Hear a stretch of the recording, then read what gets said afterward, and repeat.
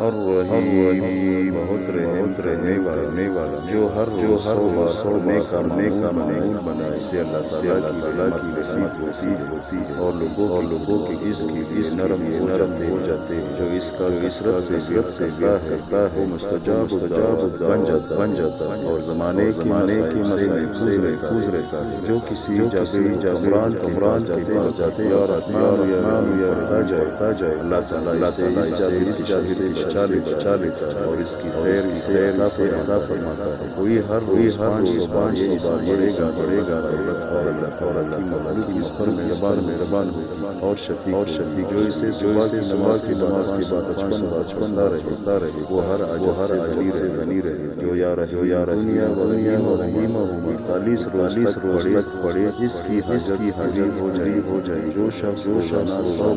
بار پڑھے گا اس دل میں شقت اور شدا ہو